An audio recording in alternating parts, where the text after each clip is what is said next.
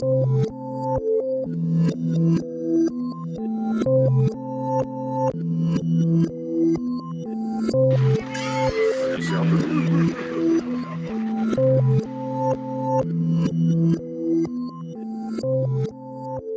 back, accomplices. We hope you all had a happy 4th of July and are enjoying your summer to the fullest.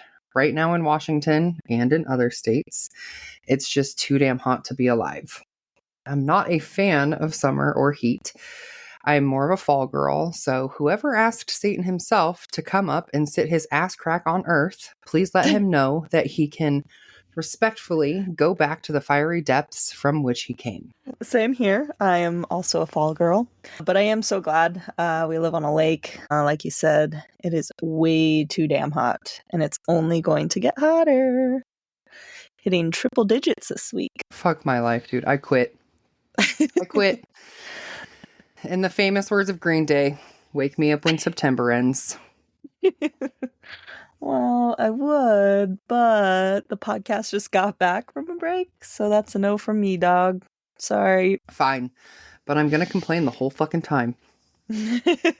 That's fair. I'll complain with you. Speaking of complaining, we have yet another update about Sarah Boone. Since her lawyer filed a motion to be removed from the case, Sarah forfeited her right to any more court-appointed defense lawyers and will now have to represent herself at her trial. Dumb bitch. Mic drop. It's been more than 4 years since Boone was originally charged with second-degree murder in the February 2020 death of her then-boyfriend, Jorge Torres Jr. In those 4 years, Boone has reportedly had 9 lawyers. 7 of those were court-appointed, and all of them asked to withdraw for various reasons, including irreconcilable differences, ethical differences, or conflict, according to court documents. Judge Michael S. Koenig said in his latest order, quote, "It has become apparent to the court that the defendant will not permit herself to be represented by anyone." The judge also stated, quote, "Actions speak louder than words. Although the defendant's words seemingly reveal a desire to go to trial, her actions and inability to work with court-appointed counsel are repeated over and over." End quote. If she was awarded another attorney, it would only delay her trial further and encourage her to persist in efforts to prevent the resolution of the case on its merits. As part of the order, Judge... Now it says Koenig. Is it Koenig or Koenig? Because the first one that I said Koenig, and this one says Koenig. Let's see. Judge K. Oh, it's Kranick. Michael Kranick, Kraynick. So I must have just... Sorry. That's okay. So, my bad. So it's Judge Michael S. Koenig. But as part of the order, Judge Koenig said Boone's former lawyer would provide transcriptions of the depositions. I lost my spot. Would provide transcriptions of... I'm pointing to the screen, but you can't see me. It's right there. Thanks for having my back on that. Yes, I got you, girl. Said her former lawyer would provide transcriptions of the depositions conducted with 2 witnesses and deliver them to the Orange County Jail where Boone is incarcerated pending trial. He also made it clear that the trial management conference, the pre-trial, is scheduled for September 24th, and the 2-week trial that is scheduled to start on October 7th would remain set and would not be changed barring extraordinarily good cause. The order also read, quote, "Good cause shall not include retention of counsel by the defendant," end quote. It wasn't clear. That would fall under to finally fucking retain a counsel. But that's not good enough. So it was not clear if that meant that Boone could hire her own private attorney to represent her, but I assume that she can't afford one since she had been appointed by the courts in the first place. 7 different times. 7 different times. That's enough about her.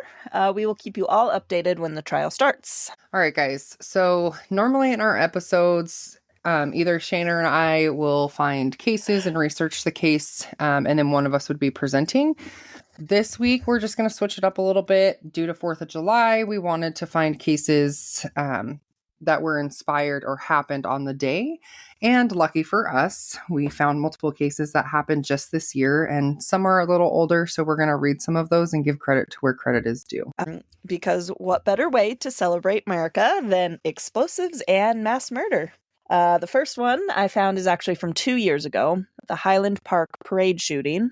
On July 4th, 2022, a mass shooting occurred during an Independence Day parade in Highland Park, Illinois. The shooting occurred at 10:14 Central Time, roughly 15 minutes after the parade had started. 7 people were killed and 48 others were wounded by bullets or shrapnel. Dang. Yeah, So my first one that I found... Oh, sorry. Go ahead. Oh, I was just going to say, just a quick little tiny story there. All right. So my first one that I found was Fort Worth, Texas. Helen Portis is one of the several homeowners in Southwest Fort Worth who says they called the police about illegal firework activity on the 4th of July. I'm surprised her name wasn't Karen. Yeah. Fireworks are legal where we live. Yeah. So that's right. So Helen lives just a few feet from the Crystal Clean Car Wash on West Claiborne Road. Portis told WFAA that she made a second call to the police officer, realizing the fireworks that she heard ended up being gunfire. She said, "It's my favorite game." She said, "Fireworks or gunshots?" Yeah, right. For the train connecting. Helen said, quote, "One of those bullets could have come into my house. It could have shot me." Could have. Yeah. Portis is concerned about what happened that night at the car wash near her home. She told WFAA she started hearing fireworks around 8 p.m. from crowds gathered in the bays at the car wash. There are signs warning patrons they are under 24-hour surveillance 7 days a week. Still, Portis says dozens of people had gathered to celebrate the holiday at the car wash with illegal fireworks. Quote, "Of course I called the police to let them know they were popping fireworks," Helen said. "Then I heard pow, pow, pow, pow, pow, real fast, rapid gunfire, real fast, rapid real gunfire." Fast, Jesus rapid fire. Christ. Real fast, rapid fire. Fucking A. I get high and I sound like Ricky Bobby. When Fort Worth police officers arrived at the car wash following what Portis described as her second call, they found Terrell Wynn, who had been shot. He later died at the hospital. A spokesperson for Fort Worth police says the officers learned that 3 others were shot and went to the hospital on their own with non-life-threatening injuries. But the most heartbreaking part for Helen was learning that gunfire also killed 2 little girls, a 1-year-old and a 4-year-old. Quote, "To think that children are getting killed when it's unnecessary and could have been avoided," said Portis.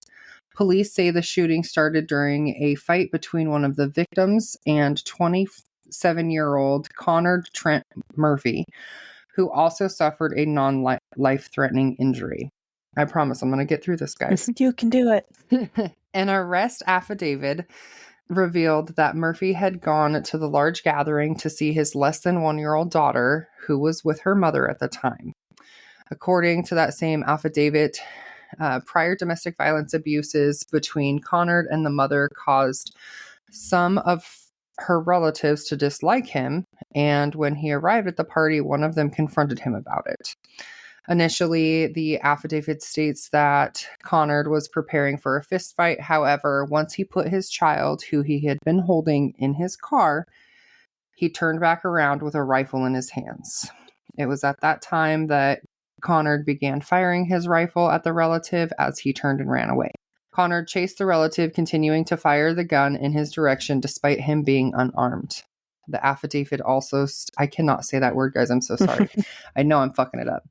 The affidavit also states that the relatives ran towards the parked car in the parking lot of the car wash, and Connor, who was still firing at him, hit the back of the car several times.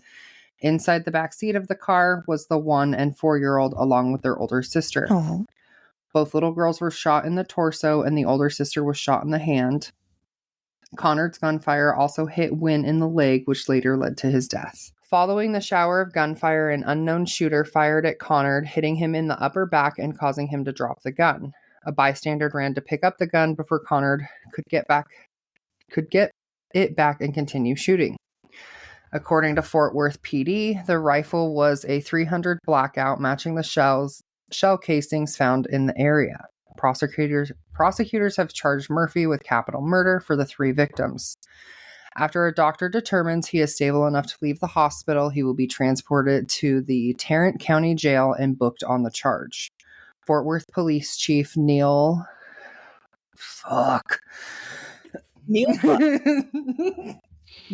Fort Worth Police Chief Neil Noakes, that's what I'm going with, reacted to the shooting saying, quote, "My heart breaks for the families who are waking up after the 4th of July, a day meant for celebration, to grieve the loss of young lives taken from senseless crime."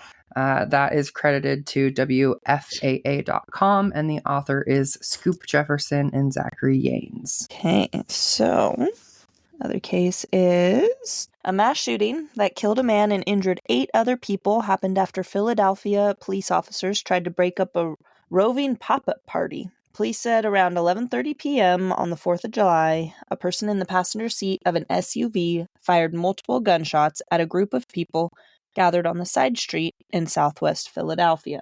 Police said a 19-year-old man who was shot once in the face was taken to Penn Presbyterian Medical Center and pronounced dead late Thursday night. The pop-up party had reached the neighborhood after officers broke it up multiple times across the city on Thursday night. Philadelphia Police Commissioner Kevin Bethel said, "Unfortunately, through their network, they were able to reconvene, and that resulted in an individual coming up in a vehicle, firing multiple rounds from that vehicle and striking multiple individuals." Police said an officer found a victim with gunshot wounds lying in the middle of the street, and then other officers were called to the scene. Police found a total of 9 victims, 5 of whom are adults and 4 who are teenagers. Some victims were found at the scene while others showed up at nearby hospitals. Police said all surviving victims are in stable condition. In addition to the 19-year-old, police said medics took 4 other victims to Penn Presbyterian Medical Center. A 23-year-old man who was shot once in the right leg, an 18-year-old man who was shot once in the left leg, a 21-year-old man who was shot once in the left shoulder, and a 17-year-old boy who had a bullet grazed to his head. 2 victims were being treated at Children's Hospital of Philadelphia, including a 16-year-old boy shot once in the left thigh and a 15-year-old girl shot once in the left foot. A 14-year-old boy first arrived at the hospital of the University of Pennsylvania's Cedar Avenue location before he was transferred to Children's Hospital of Philadelphia.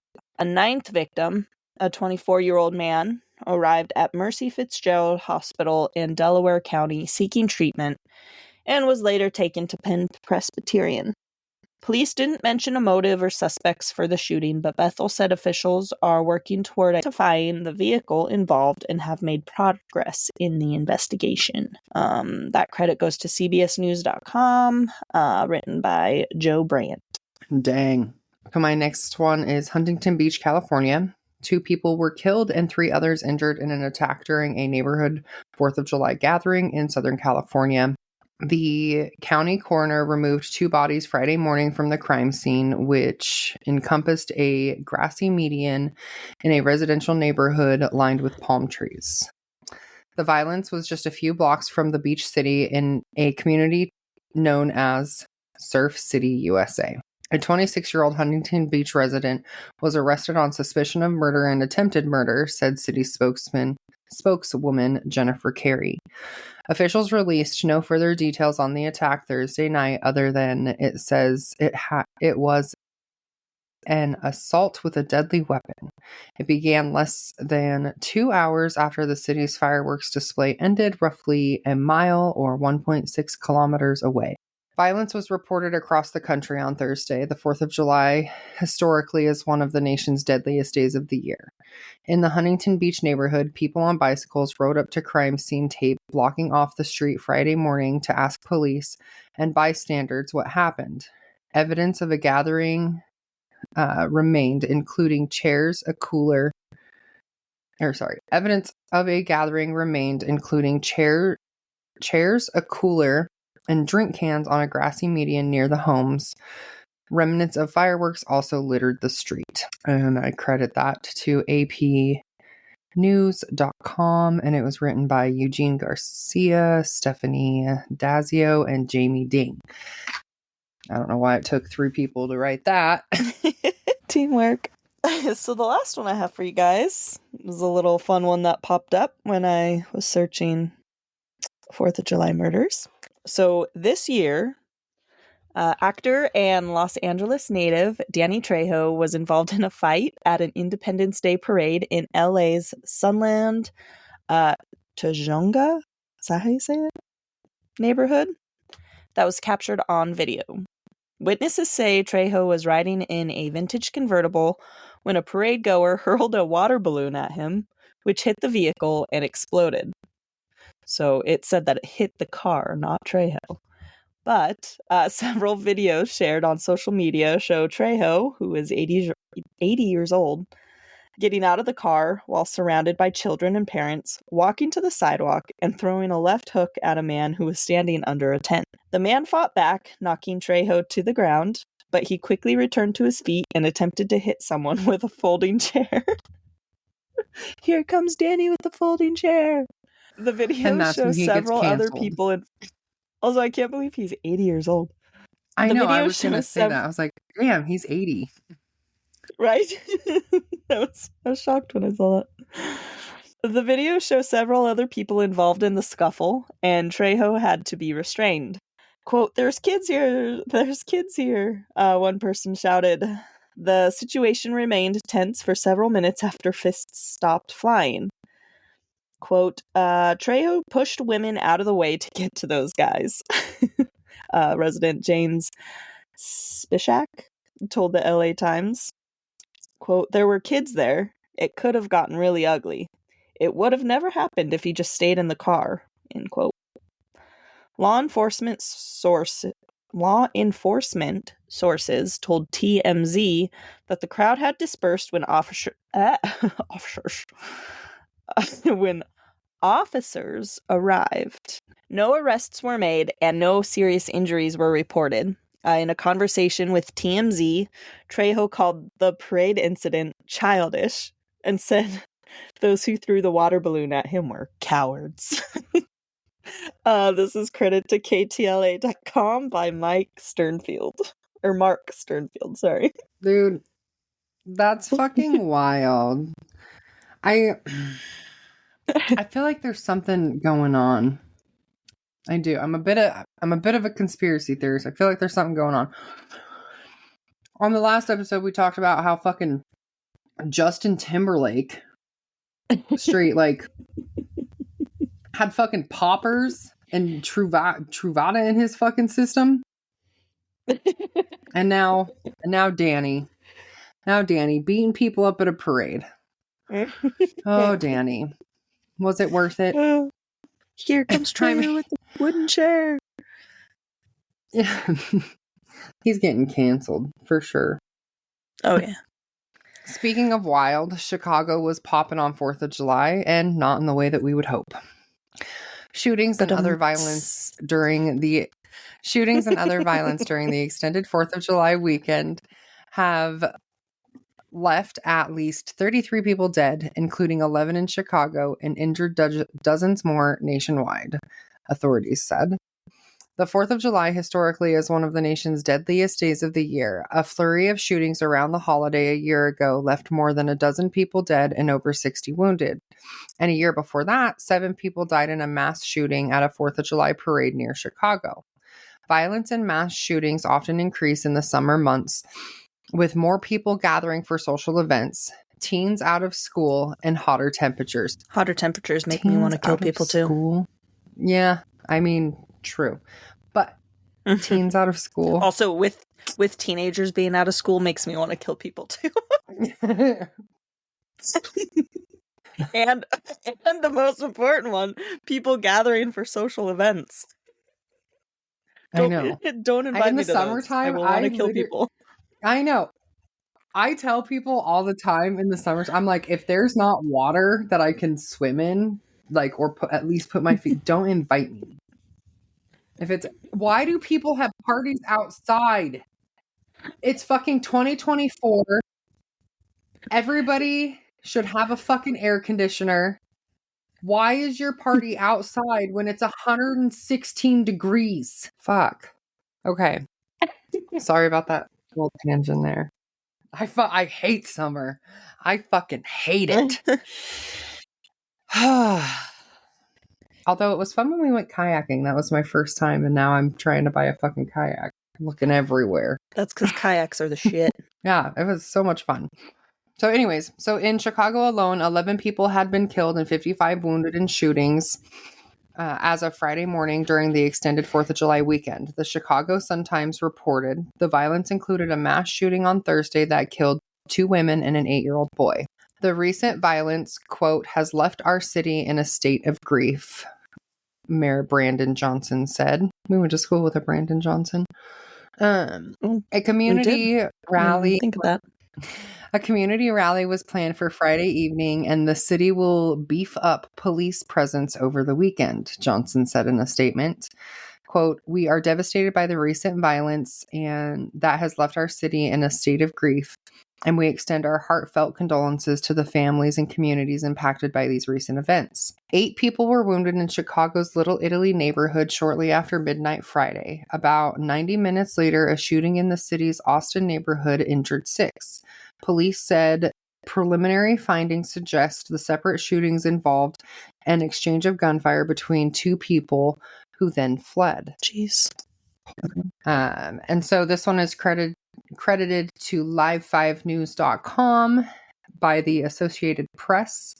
It doesn't tell me who wrote it. So, yeah, Associated Press. That's where I got that one from.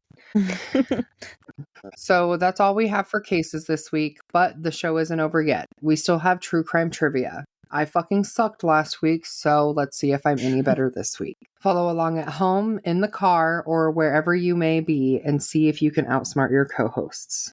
I'll go first. My first question, Shayna, is the St. Valentine's Day Massacre is associated with which famous criminal? Is it A, Al Capone, B, John Dillinger Jr., C, George Morin, or D, Bugsy Siegel? So I have no idea, but I feel like I've heard B, John Dillinger before. So I don't know where I heard it, but I'm just going to go with that. It's A, Al Capone. Ah. I've heard that name too. Al Capone was my favorite gangster.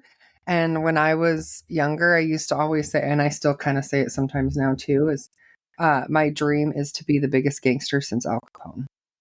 That'll never happen. So my first question, Miranda versus Arizona, 1966, was a United States Supreme Court case that established Miranda rights to protect individuals' Fifth Amendment right to refuse to answer self-incriminating questions.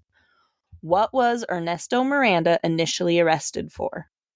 A, robbery, B, kidnapping and rape, C, murder, or D, drug trafficking? So I know that he's been arrested for rape. I don't know if that's what he was initially arrested for, but that's what I'm going to go with. So B, kidnapping and rape. That is correct.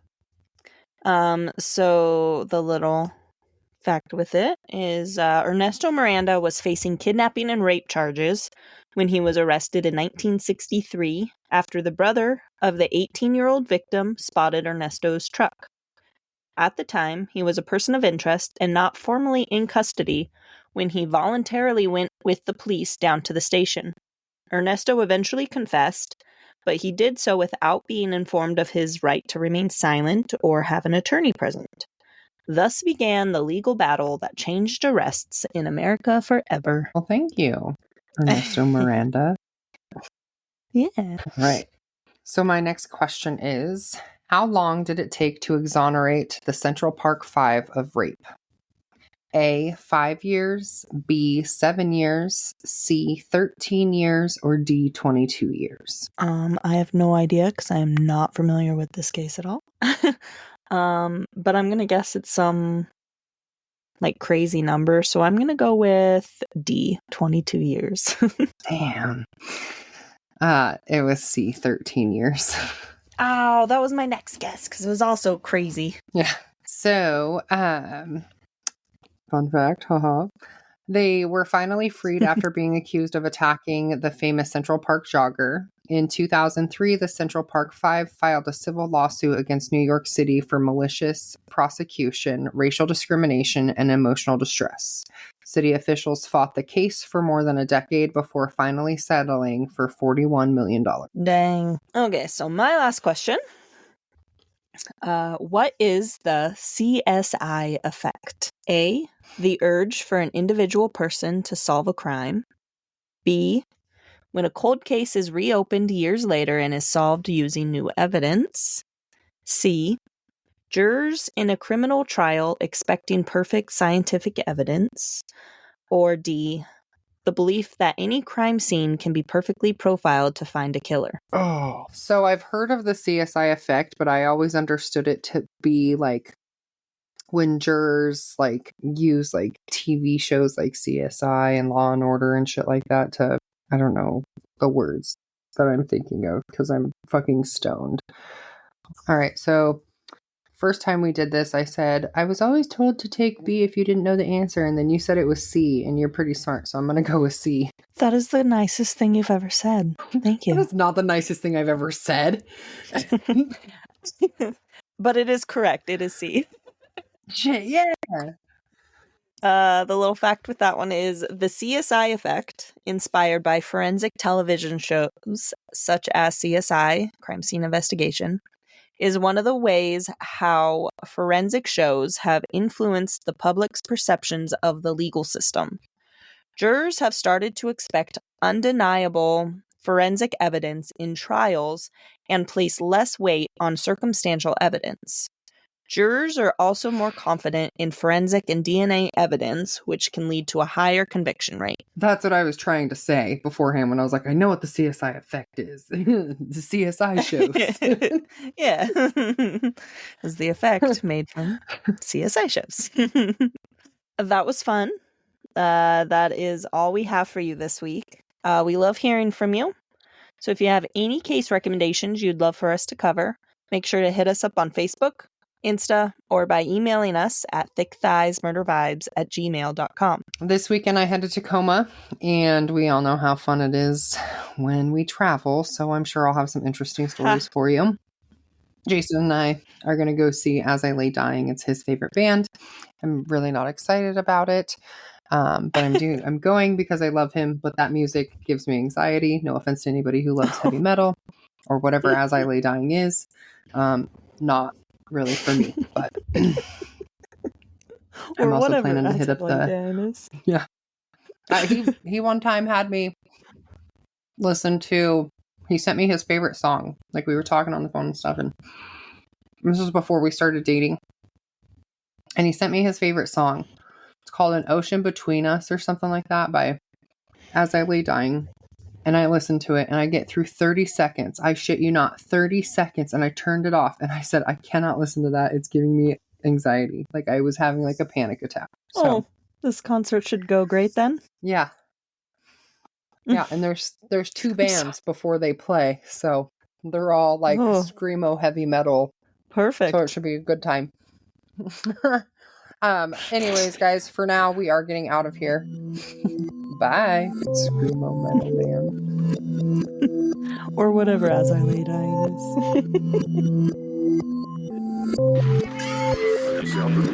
is.